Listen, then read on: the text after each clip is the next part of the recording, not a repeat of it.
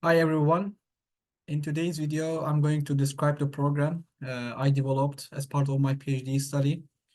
This program called iRes is developed to characterize the response and prediction of UHPC flat plates subjected to perpendicular axisymmetric concentrated loads, as I tried to illustrate it here. So let's begin with the software. So this software was developed in MATLAB App Designer. So it's standalone. It doesn't require any additional program to run the analysis except the MATLAB runtime, which is downloaded automatically when you are trying to install the program into your local computer. So I'm going to share the links to download the program in the description below after I record this video. So in today, the flow of the presentation actually will be the description of the project, the description of the software, and what its capabilities are, what are the restrictions, so on and so forth. So, and what this program does is actually it can give you the moment curvature, load rotation, and punching shear capacity of the UHPC flat plates, reinforced and unreinforced. The plates with processing reinforcements are outside of the scope of the work, but it can be certainly done using this methodology. More details can be found in my dissertation once it's published. So, excuse me. So, yeah, I'm still waiting the program to pop up. Normally, it shouldn't take this much time, but yeah.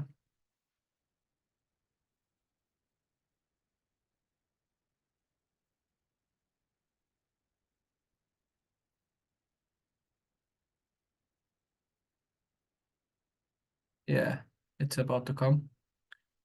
Um,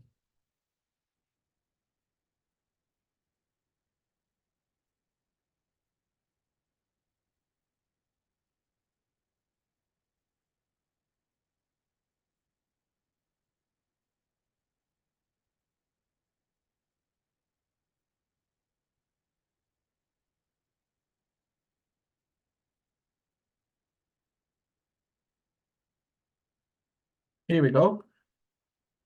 Here we go. This is the introduction page of the iRes computer software. So first of all, let me begin with this. So the program consists of a total of 7 tabs. The introduction tab is provided to just give some general idea what the program is and etc. And input tabs, the user is asked to provide all necessary inputs to perform the analysis, and in the rest of the other tabs, actually, you'll get results. Some of them are actually general results. Some of them are focused on moment curvature. Some of them are focused on the load rotation displacement response results. Punching shear results are here. Others are actually just for fun to do extra analysis for the academic purposes, honestly. So in this program, you'll see lots of I buttons actually everywhere. You'll see like here, here, and here in the results tab too. So what these I buttons does actually, what these I buttons do, these are provided to give some information about the parameter or something that you may question. For example, when you click on I button and a new window will open and gives information about the relevant discussion where it's provided. So I'm gonna discuss them in detail in the upcoming points when necessary. So in today I'm going to go over the computer software using an example that I've done previously. So with that over that example, we're gonna discuss and we're gonna see how the software works and what's our capabilities and so on and so forth. So let me go with the input tabs first of all briefly. So these are the all inputs that you need to provide actually. Like these 4 graphs are actually just outputs once you provide the inputs actually. So these are gonna show you the preliminary results so that everything is okay. So you can proceed with the analysis. So 1, 2, 3, 4, 5. There are a total of 5 places where you need to provide inputs.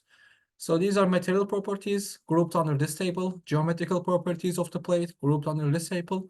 And in these three tabs, actually, you're going to select the material constitutive relationships and the miscellaneous inputs and failure criterion to determine the punching shear capacity. So most of the parameters that I provided here are actually self-descriptive, so you don't need to have any other explanations, but I'm going to go over them briefly.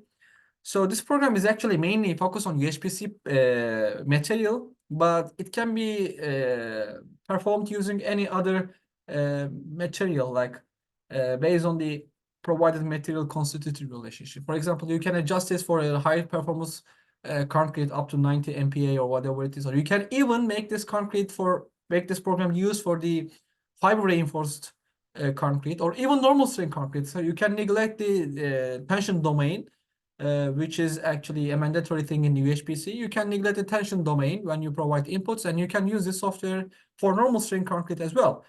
Except that some of the parameters that I propose in this actually table, in this tab, are basically derived for the reinforced UHPC plate. So when it comes to the different analysis material or type, whatever it is, so these default values may not be valid anymore.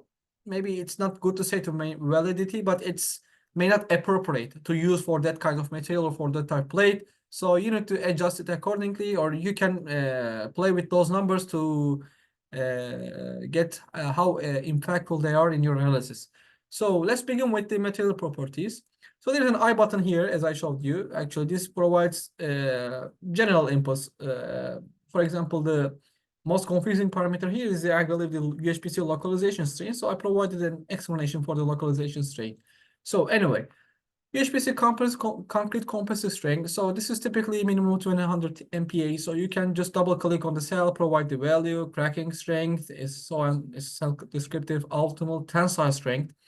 So when you provide these inputs, actually these make sense, right? So cracking strength cannot be higher than the tensile strength, right? Ultimate tensile strength. So if you provide some illogical parameters, program will not run and will give an error. We can demonstrate it in the upcoming minutes, hopefully. So localization strain. People who are working in the UHPC actually can easily know what localization strain is, but localization strain is actually a strain value where a stress strain response is not valid anymore because of the single crack localized in a tensile coupon or whatever it is. So that's determined based on the material behavior of the UHPC specifically, but typically it varies between 0.003 to 0.007, although like slightly higher or lower values might be possible too. Maximum usable tensile strain. This is actually a tensile strain where you wanna limit the tensile domain, honestly, depending on tension model as well. Modulus of elasticity of UHPC, fiber length. Actually, these are necessary to determine the failure criterion. Typically, fiber diameter, volumetric fiber percentage should be entered in percentage. Fiber type, straight, end hooked and crimped. So based on the fiber type, you should enter S, E, H, or C. So that was all for the material properties. For the geometrical properties, so this is slightly a bit involved compared to material properties. So there's an I button here. Let's click what comes up. Let's see what comes up. So we're gonna consult this in the upcoming second. This is an explanation that we're gonna go over with. So tested plate length. So if you are trying to get a capacity of an isolated plate where actually its boundary condition is determined in the laboratory conditions, so it's the length of the plate between the supports. It's easy. But in most of the cases, actually, people may want to use the software to analyze the continuous flat plates. What's my tested plate length in this scenario? So I'm trying to explain here. Tested plate length, L tested, is the length of the plate between the center line of supports if the plate is isolated, meaning if the plate is tested under laboratory condition.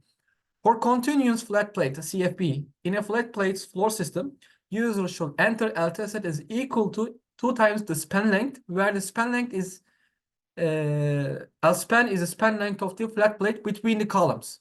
So whatever the distance between the columns, you should multiply it by 2 and you should enter it there. So if there's an unequal spans between the directions in X and Y and so on and so forth, so you can use your engineering judgment to average somehow. So if you are going to perform an analysis for the CFE, continuous flat plate system, so when you define the boundary condition, we'll come to that point too. So you need to enter the CFP as well. So let's keep it that way.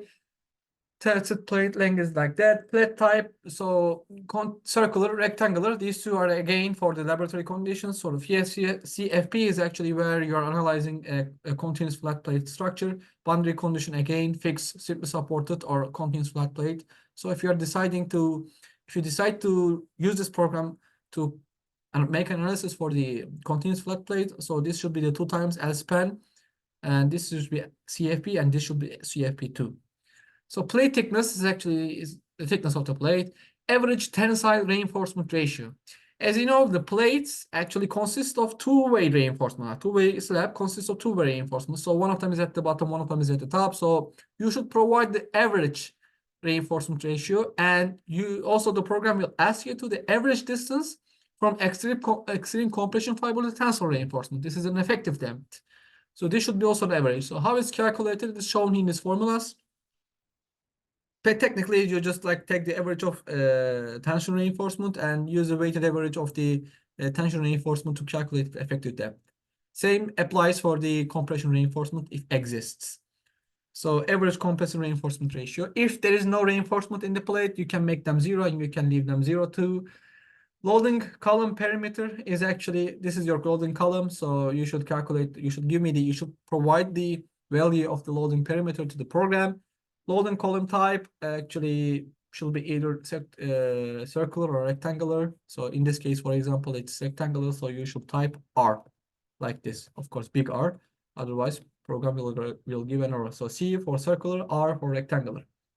So UHPC compressive and tension. Let's close this. We finish this part. And the third one is actually we need to define the material constitutive relationships for the UHPC and non-stress reinforcement if it exists. So there are 2 types of compression model and 4 types of UHPC tension behavior, and 2 types of non-process reinforcement material behavior are provided in this iRes software. So for the UHPC tension, these are the model that we offer. So elastic plastic with no softening behavior, elastic strain hardening behavior with no softening behavior, elastic strain hardening and strain softening behavior, elastic plastic and strain softening material. So you should select one of them. These actually covers all of the possible potential material constitutive relationship for the HPC in tension. For the compression model, there are 2 types available. One of them is actually elastic plastic with strain limit, ECU. The other one is actually completely elastic, as you shown here. So this is 2 models for the non-process reinforcement, elastic perfectly plastic or elastic strain hardening model. This is more actually realistic, but typically the tension reinforcement doesn't reach the strain hardening point in most of the cases. So we might use model 0, or the results will not be affected too much in most of the cases. So if there is no reinforcement, actually, we will select the unreinforced for this part. And for example, you can select model 0. If you select model 0, since model 0 requires a compression strain limit, so we need to provide an ECU, crushing strain limit. So this crushing strain limit should be bigger than alpha times FC over epsilon C. Otherwise, program will consider the ECP value as a crushing point. So I'm going to discuss this in the miscellaneous input parts, but there's, as you see, alpha and gamma factors in this material behavior. So these are actually to magnify the FT and F prime C values, nothing fancy. So for example, by default is given 0.85 for design purposes, but for actual results, actually, they are suggested to be taken 1 unity. So yeah, no other input is required if you select a tension material. And for the non-process reinforcement, if it's unreinforced, done. There is no worry. But if you select model 0, So we need to know what Fy, yield strength of the steel, and the modulus of elasticity. Rupture strain is taken 20% automatically. I'm not asking this input from the users. As I said, like typically it's never the case where we, of course, if it's very lightly reinforcement, it might be the rupture case, but there might be a rupture case, but typically in most of the cases, it's not governed by reinforcement rupture. In any case, you need to provide the yield strength and modulus of elasticity. And if you select model one, so additional inputs are required, like what's FU, ultimate tensile strength of my steel, rupture strain is also asked in this case, and strain hardening strain, what's the value? So you need to provide all these values accordingly. So I discussed this, what's the alpha and gamma. These are the magnification factors for the F5C and FT respectively. Number of layers in the cross section. So let's close this part. So I clicked on the I button here. So the same discussion is provided here. So all of them are actually explained one by one here in 3 pages. So number of layers in the cross section determines the number of subdivision in the cross section when calculating the moment curvature response of the plate. So it's very effective, especially for the performance of the analysis, accuracy of the analysis, as well as the runtime of the analysis. So if you provide very high value, analysis may take up to 10 minutes. If you provide very low value, the results may not converge, and there will be very zigzagging might occur in the program because we are using numerical integration. So this parameter affects analysis speed, as I said, and convergence. Considering an 4 mm depth layers, actually that's a layer, is good enough, user should enter the NX is equal to the quarter of the plate thickness plus 1. So for example, if you define a 100 mm plate thickness, then what should be the NX? Actually, it should be 25. 100 divided by 4, 25 plus 1, 26 is actually adequate. Or you can play with this, and if you get a satisfactory results, that's fine. Reinforcement efficiency factor. So in this program, when we predicting the load rotation response actually through the moment curvature response, our methodology works with the assumption of orthogonal reinforcement layout as shown here. Actually, that is mostly not the case in the real life because of the labor. We generally provide the reinforcement in orthogonal directions, X and Y, Cartesian coordinate system. So reinforcement are actually not as efficient as we predict in the software, in the algorithm, in the prediction methodology. So what this beta factor does is actually it decreases the efficiency of the reinforcement to take this orthogonality effect into account. More discussion can be found here, and more discussion actually, the sensitivity analysis of this parameter can be found in my dissertation as well. So factor for the calculation, yeah, let's continue with the fifth, maximum UHPC tensile strain limit. So this should not be confused with the ETU value here. This is actually provided to determine the termination criterion for the analysis. For example, there are 3 failure criterion exist. UHPC might crash in compression, tensile reinforcement might rupture, or UHPC can exhibit excessive tensile strain. So what should be the value for excessive tensile strain? So by default we provide 10%, but if you're sure that actually you cannot go that much of the ductility, because the higher the value, the higher the ductility will be, because it will determine the termination criterion, if that's governing case, of course. You can play with that number. So location of the critical shear crack, this one. This is also necessary when predicting the load rotation response as well as punching shear response. It doesn't affect the moment curvature response of the plate. So it's very important to this parameter is quite important and it has significant impact on the analysis. So there are 2 options available: theta dependent and some pseudo location for the critical shear parameter, which is distance x time d away from the face of the column, where d is the average distance from extreme compression fiber to tensile reinforcement, meaning effective depth. So for the UHPC, reinforced UHPC plates actually, I proposed a closed form formulation based on nonlinear regression analysis, utilizing the 39 tested plates. So we came up with this formulation. If you select theta dependent, there are certain criteria. First of all, you should be doing the analysis for UHPC plates. Secondly, you should be doing the analysis for reinforced UHPC plates. So yeah, in this case, you can use theta dependent formulation. If these conditions cannot be satisfied, then you should select a pseudo location for the critical shear parameter actually. So this is your failure cone, for example. This is your critical shear crack. So where should it be? How many x times d away from the face of the support? So the column, I'm sorry. So you should select this accordingly. It could be 0.5, 0.1, 2, 3. So it depends on, cannot be higher than 3. So it would be 0. Typically, of course. So you can select theta dependent for the reinforced UHPC as I showed you before. So that part is done.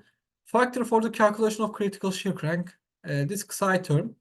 So this psi term is to, if you select theta dependent formulation, so this should be 0.50 typically because of the analysis results based on my dissertation work. So what it does actually, when you, for example, select theta dependent formulation for the location of critical shear crack, this psi term actually considers the calculation of critical shear parameter at the mid depth of the plate. So not at the top, not at the bottom, but at the mid depth. Kind of averaging approach actually. You see where the psi term enters into the calculation. So when you calculate the critical shear parameter, we calculate the half of the mid of the plate actually. So, and the theta formulation comes into place in here. So if you theta dependent formulation comes here, so it gives you the location of the critical shear crack, location of critical shear crack. And based on that input and based on psi value, we can calculate the collocation of critical shear parameter. So puncture shear adjustment factor, this is again determined 0.85 for the reinforced UHPC plates. If not, it can be taken 1. So the last portion of the inputs are actually the failure criterion. This is again to distinguish the flexural failure modes from the punching shear.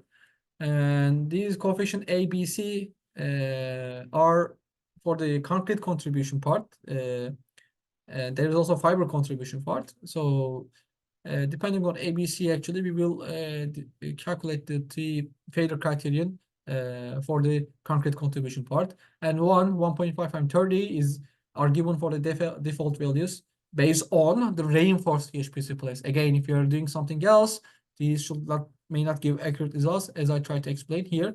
More discussion can be found in my dissertation as well. Fiber contribution, so we just offered only the VEM, variable engagement model, developed by Wu and Foster in 2003. The formulation is shown here briefly, but of course it has a significant background approach, which can be again reached using the source or the Chakmak 2024, my dissertation.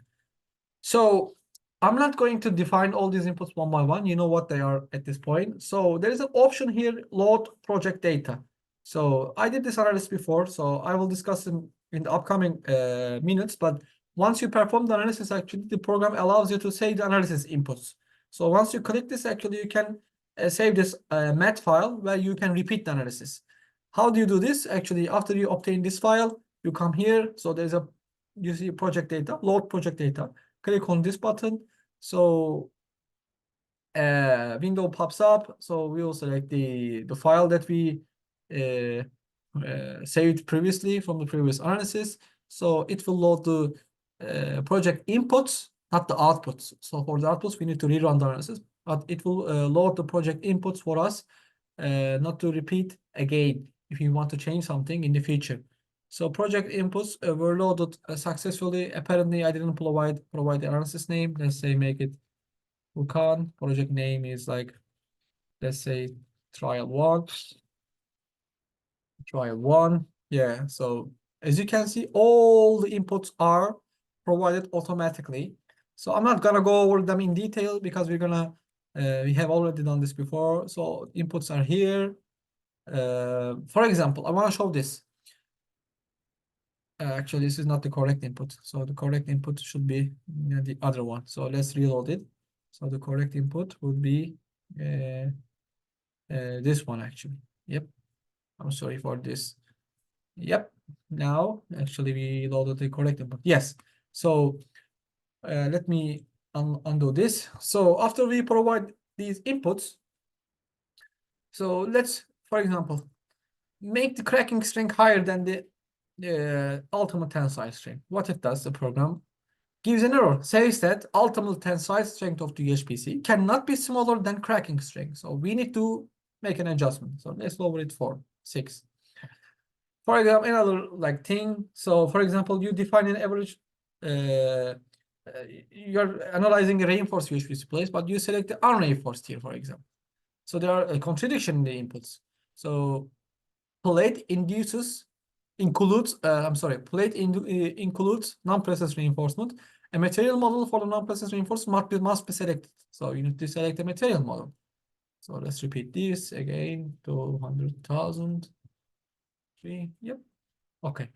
So on and so forth. So if you give some, if there is an error in the input, so what we need to do, we need to correct this to proceed for the analysis. So once you provide the analysis inputs accurately, so this slide turns into green, and it plots the weave of the plate and the material constituted relationship, so that the user can see actually if the provided inputs make sense for him or her, and these are what he or she wanted. So you see actually theta dependent formulation is selected. So this is the failure angle is calculated from 21.4 degrees. I'm sorry. So these are reinforcement actually effective depth. There's no compression reinforcement. And yeah. So for example, if you select, I want to show this. If you, for example, make a 0.5, which is equivalent to what? 63 degree angle, right? A steeper angle. So you'll see that actually angle decreases to 63.4. For example, if you make it 45 degree, it should be 1, right? 1 means 1-to-1 slope, it's 45 degree. So the program does this automatically.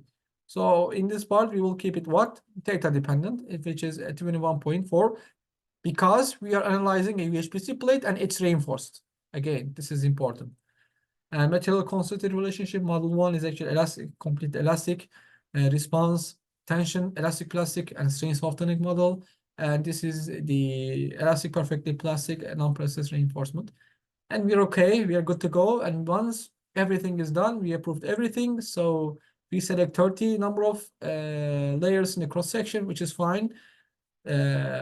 Let's continue. Yeah, let's calculate it.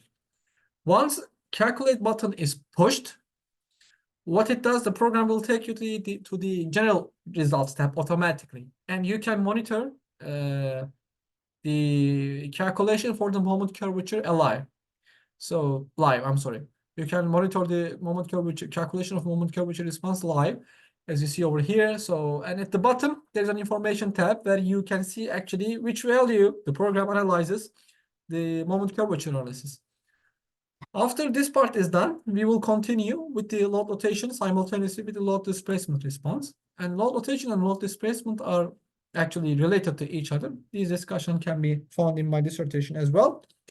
So program actually does beyond what user actually requires. So it has all the features that I considered in my dissertation. So by the way, for example, some softening started after this initial part, meaning that actually UHPC should crack at this point. Now UHPC cracked, softening behavior starts, reinforcement acting more actively, so on and so forth. So program, for example, can give you the discretized moment curvature response. So this is an algorithm based. It's a bit involved and based on strain compatibility. So it may take some time to use this approach. The program allows you to include discretized moment curvature. By the way, by default, this analysis must be done whether or not you want to consider the including the discretized moment curvature analysis. So this is just provided for some academic purposes. So after the moment curvature analysis is done, so the analysis step moves to the load rotation response and load displacement response, and there are several approaches developed for this. So these are summarized in this I button, as you show over here. Level 1 is actually the algorithm-based approach. So this is potentially the most accurate and most advanced approach And based on the other approaches, actually, we provide some simplicity, and I will not go over them in detail. If you want to read more, please consult my dissertation. So this part for the load rotation, and this part is actually the failure criterion. So you define some values here, and you can plot them here, actually, concrete contribution, fiber contribution, and summation of them, these two. So in this table, we will get the predicted punching shear capacity based on the failure criterion that we developed. So what punching shear predictions are actually the intersection point between the load rotation value and the load rotation value and failure criterion. We will go over them once they are plotted. And other outputs in this tab, in this table, we're gonna have some other miscellaneous outputs for the research purposes as well. So first moment curvature analysis in the program consists of two parts. So the first part is done, and failure mode is convergence problem, because like we are playing with the curvature values and we are trying to satisfy the equilibrium equations within the given tolerances. So in the first part, it's normal to have some convergence problems. It might be the case sometimes. In most of the cases, actually, it's the limiting tensile strength is reached. But don't worry if you see this value for the first part. For the second part, we should have a limiting criteria: concrete crushing or reinforcement rupture or ultimate tensile, a maximum usable tensile strain in UHPC or maximum allowed tensile strain in UHPC. So in this case, the concrete crushed. So for the other cases, especially for the unreinforced, this might be again a convergence problem, but don't worry about it, because there might be some convergence issue for the unreinforced plates. But if you get a smooth response and if you get a nice response based on your engineering judgment, actually, that's okay. If you don't get it a nice response, very zigzagging like this, for example, once it's plotted completely, actually, this will not be a very serious problem. But for some cases, maybe we can demonstrate it. If you provide, for example, 3 layers, that means that there are only 3 points in the cross section. So this moment curvature might zigzag too much, which gives significant errors in the calculations, and analysis may not converge in any case. So the moment curvature done. So what it does right now, it plots the load rotation and load displacement response for a given plate rotation value. So we are increasing right now. As you can see, yes, it's zigzagging, but generally the trend is clear, right? So this is again because of the numerical integration, in addition to the numerical integration of the moment curvature. So we're using the numerical integration for the moment curvature that gives an error. From there, we are also using another numerical integration for the load rotation response. So error of the error, so it gives more error, but it's okay. Like generally, we have a good smooth response for the load rotation response. So we will wait until the analysis will finish. By that time, actually, we can monitor the increase in the plate rotation. And also I can discuss with these 3 buttons here. So 3 buttons are provided here and provided an I button to give information what they are. So save results exhaust button. What it does is actually it saves, as the name implies, all the analysis results, whatever you see in this tab, to the Excel sheet. So you can get the moment curvature response, both algorithm-based and discretized approach, all load rotation response results, punching shear strength, detailed results, and etc. All will be stored in the Excel sheet, so you can easily track the results. So maybe we can go over this after I saved it, but it has several tabs, and I can discuss this after we finish the analysis. So save analysis inputs, what it does actually, as I mentioned before, so it allows you to save the analysis inputs, and it saves a math file. If you want to repeat the analysis feature, just like I did, so you should save the analysis results. What a new analysis is actually, it opens a new program for you to initiate a new analysis.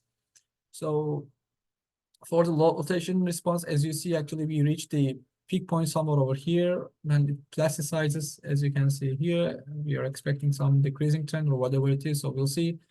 Normally, analysis may take, like, it depends significantly on the analysis inputs, but specifically for the number of layers in the cross section, NX input, as I showed here. So this inputs actually has significant impact on the analysis time. So I don't suggest you to take for example, 100, like 1 millimeter depth, meaning for this case. So use your judgment and do a trial and error maybe, but like as I said, whatever your plate thickness divided by 4, add 1 and make it that value typically. Even if you make it, I believe, for example, in this case 15, it might give a good results. You can play with that number. Of course, the more plasticized, for example, the more complex UHPC compressive and tensile behavior, actually the longer the analysis will take, but typically that's not significant. So we are still waiting for the analysis to complete up until the load rotation responses is obtained entirely. So we are actually in the descending branch right now. So that's, as you know, is done simultaneously. So right now, for example, capacity, I can see over here that flexural capacity, of course, of the plate is around like 460 kilonewton. And at the peak load, the displacement is 6 to 7 millimeter. And right now, we haven't reached the ultimate point yet, but right now the displacement are around like over 20 to over 12 millimeter. So yeah, so I believe it's about the complete. Normally for this case, actually, if you have a good computer, it depends on the capabilities of the computer, but it might take up to 5 minutes, honestly. If you increase the number of cross section layers in the cross section, so it might take like maybe 10 minutes. I haven't tried it yet, but you can play with that number. You can keep tracking of actually the values over here. So after this, this is by the way doing the algorithm-based approach. So after after it finished, actually the program will continue with level 2, level 3, level 4, level 5, A, B, and C. And yeah, these are based on closed form formulations. Therefore, they're very quick. As you see, load rotation response are completed.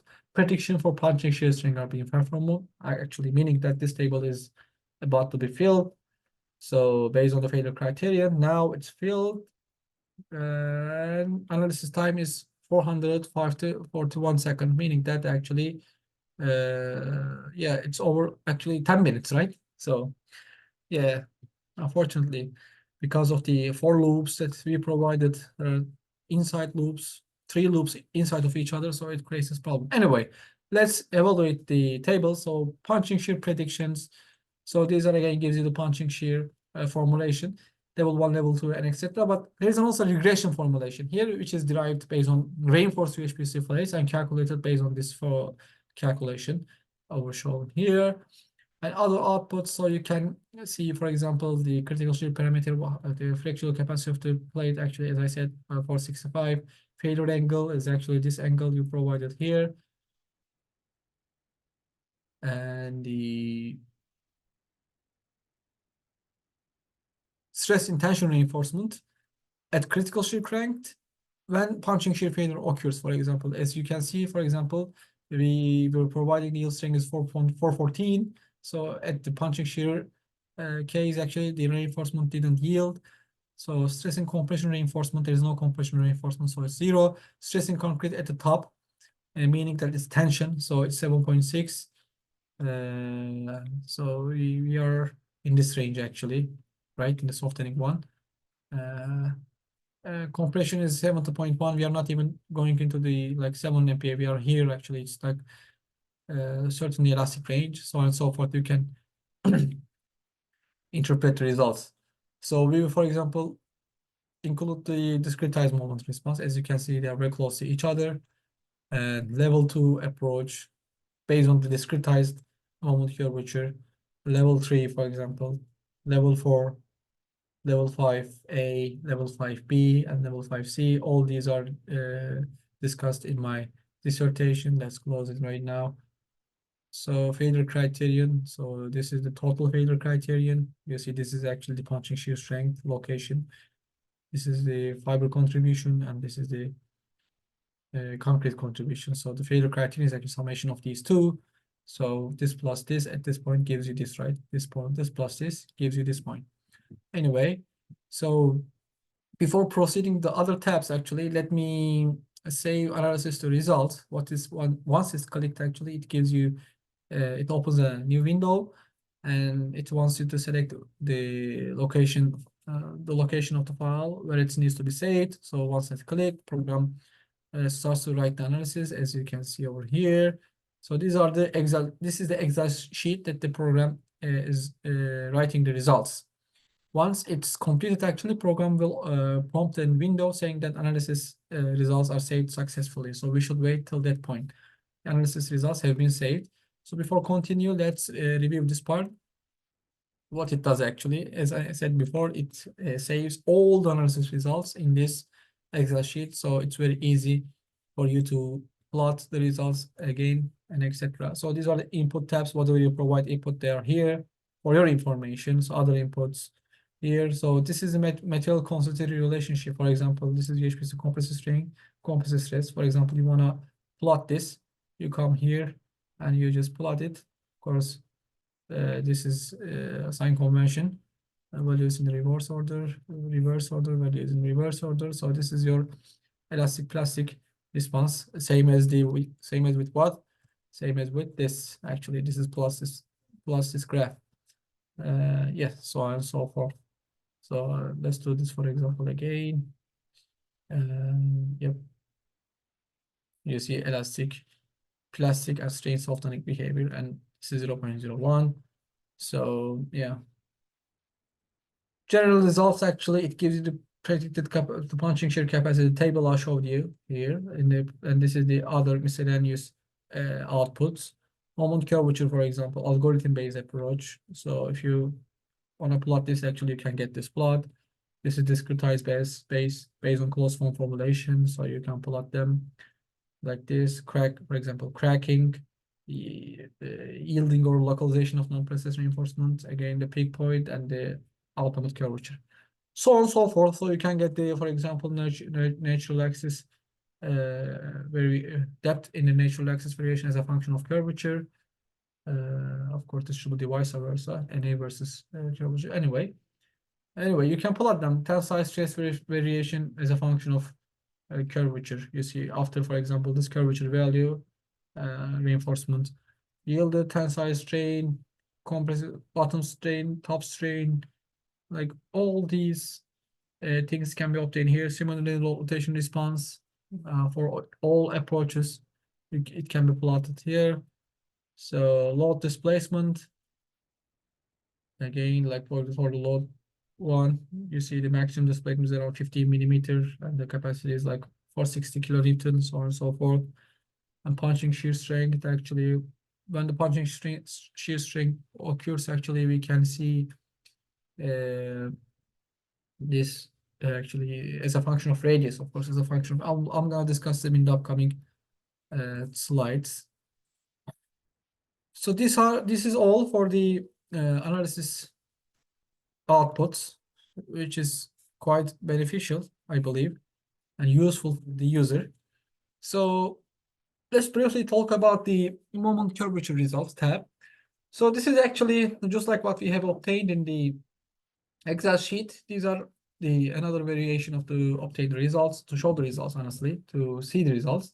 So this is the algorithm-based approach, and these markers shows the certain locations. By the way, these are the algorithm-based approach, not the discretized one. So this is actually where we obtain the results. At certain points, natural axis depth, it decreases because the concrete natural axis shifts up, so depth decreases. So stress in the steel as a function of curvature, strain in the steel as a function of curvature. Stress in concrete, for example, after this curvature value, there is no tension in the UHPC because we have passed this point, right? That's why. So compressive strain, for example, like it crushed at this point, you see how it varies. Strain variation in the concrete at top and bottom strain. So in this table, you can get the numerical outputs shown in this table: cracking, peak moment, curvature, ultimate curvature. And here, actually, you can see what's the stress condition and strain condition when peak moment, MP is the peak moment, is obtained. So governing mode at P. So what happened in the when peak moment is obtained? Reinforced tension control, meaning that actually at the peak load, reinforcement yielded. You can get what's happening in the ultimate curvature, governing mode at the ultimate UHPC crush in compression.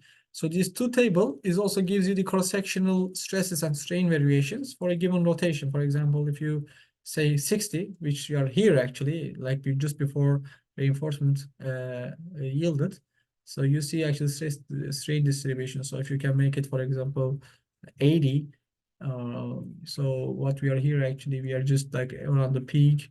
So this is the peak point. You see still there are some tension domain, for example, tension domain exists.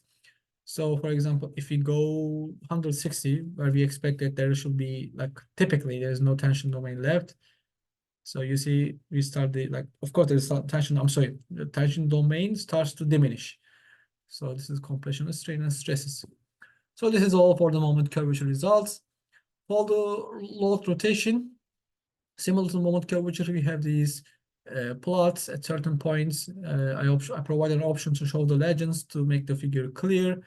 And these are again, just like in this table, actually tabulated results for the users at certain points. And these two is actually a variation of tangential moment and tangential curvature as a function of plate radius. So plate radius mean I here. So radius is defined from here. So you can see how it varies between the isolated plate region. How is it calculated? What's the isolated plate boundary RS is calculated? It can be found in my dissertation as well. So for example, when the rotation is 20 radian times 10 to the 20 to the minus 3. So this is actually our stress variation, a tangential moment variation, I'm sorry, as a function of plate radius. Inside the critical shear crack, which is this region, actually, there's no variation, it's constant. That's the assumption that we are using in this methodology. So we can make it 60. For example, you see how it varies. Moment increases, right? Increases towards the end, moment increases. We made it 60 actually. But yeah, of course, it's good to show this. I provide 60, but it insistently decreases to 46. Why? Because the maximum rotation is 46. You cannot exceed 46. So it does round up to the it rounds up to the closest integer, available integer in the rotation error, in rotation array. So if you make it 5, for example, it takes into account 5.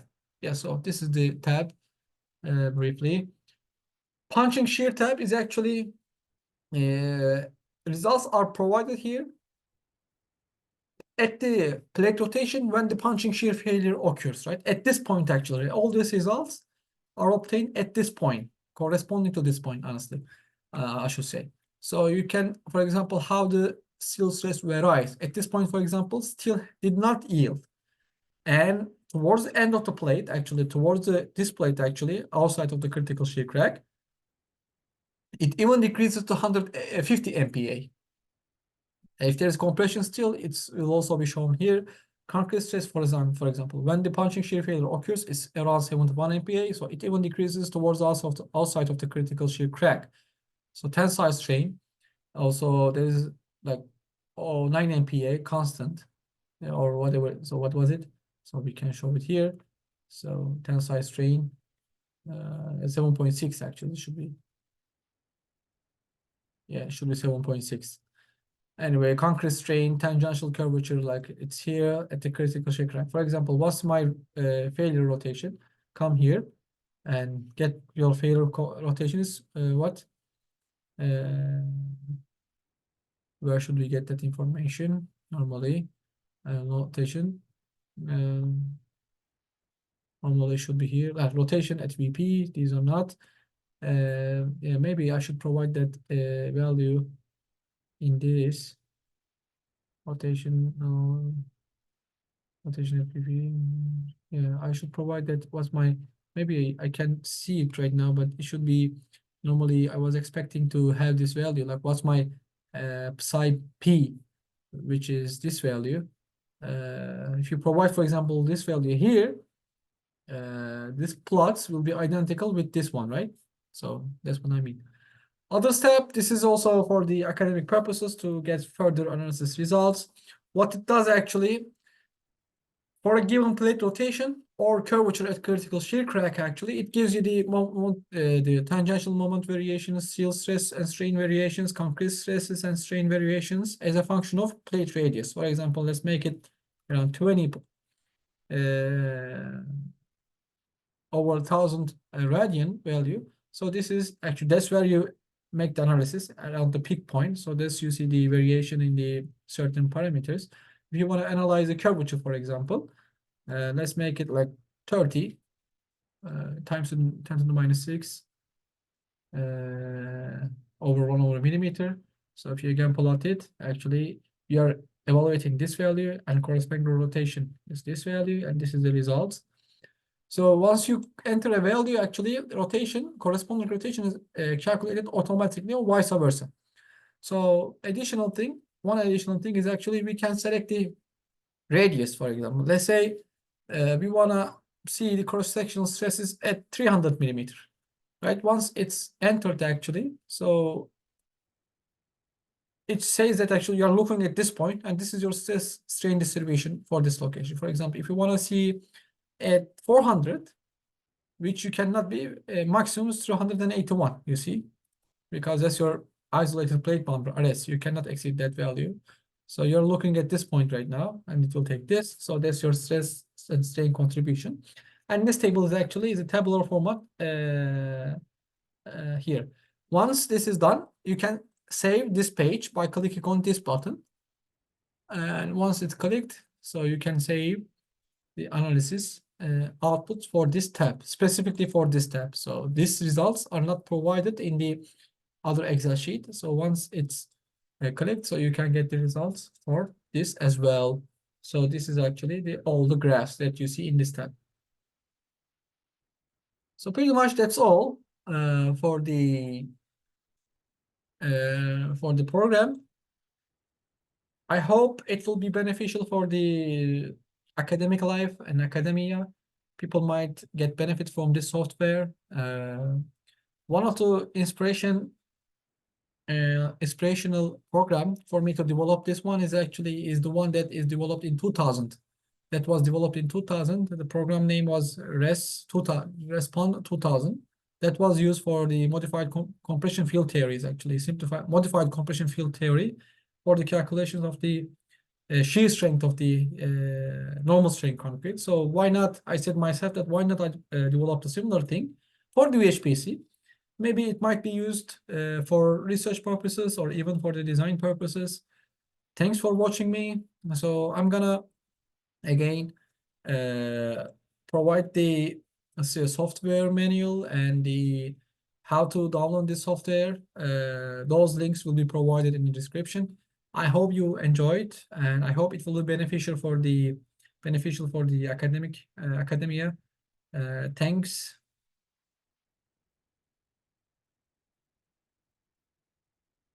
Yeah. Again, don't say what is it. The program asks you actually, do you want to save the analysis inputs before closing the program? So if you don't save it, actually, it wants you to save it. Otherwise, because you provide so much inputs, as you see over here, so don't lose them. So let's save it.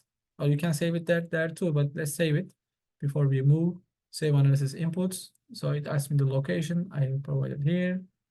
So this is the analysis input, and program says analysis input were successful. Say successfully, we can close it. Right now, it doesn't give you that error. Do you want to exit? Say yes.